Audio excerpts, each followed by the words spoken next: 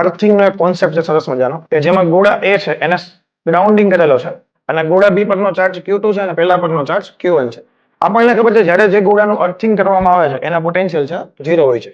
આપણે એવું માનીએ છીએ કે જમીન છે એના પોટેન્શિયલ કેટલા લઈએ છીએ આપણે 0. જેવી રીતે તમે સપોઝ કે સમુદ્રમાંથી 5 લીટર પાણી લઈ લ્યો કે 5 લીટર પાણી એમાં એડ કરી લ્યો, એના પાણીના જથ્થામાં કોઈ ચેન્જીસ નહીં આવે. તેવી જ રીતે તમે જે ગોળાનું અર્થિંગ કરશો તો પૃથ્વીના પોટેન્શિયલ છે એમાં પછી તમે 5 કુલમ ચાર્જ લઈ લ્યો કે 5 કુલમ ચાર્જ એને આપી દો, એમાં કોઈ ફરક પડવાનો છે નહીં. તો આપણે એ પોઈન્ટના પોટેન્શિયલ છે એને 0 માની લઈશું.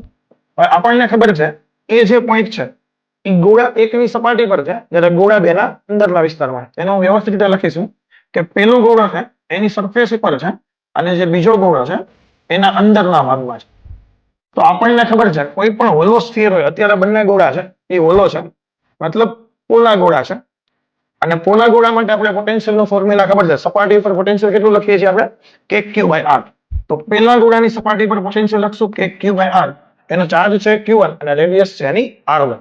હવે બીજા ગોળાના અંદરના વિસ્તારમાં છે આપણી પાસે લોજિક છે. અંદરના ભાગમાં પોટેન્શિયલ છે એ સરફેસ જેટલું જ હોય છે અને કોન્સ્ટન્ટ હોય છે. તો આ જ કોન્સેપ્ટને આપણે લગાડશું અહીંયા. તો બીજા ગોળાની સપાટી પર પોટેન્શિયલ છે kq2/r2 ઇઝ ઇક્વલ ટુ કરી દઈએ આપણે 0. બંનેમાંથી k ને કેન્સલ કરી દઈએ આપણે. તો q1/r1 is equal to -q2/r2. Earthing કર્યા પછી જે નવી રીતે ચાર્જ ડિસ્ટ્રીબ્યુટ થયા બાદ પેલા ગોળા પરનો વીજભાર તમને જે મળશે તે તમને મળશે q1 is equal to -r1/r2 into q2. આવી જ રીતે તમે ગોળા 2 પર અર્થિંગ કરી અને ફરીથી q1 અને q2 વચ્ચેનો રિલેશન ફાઇન્ડ આઉટ કરી શકો છો.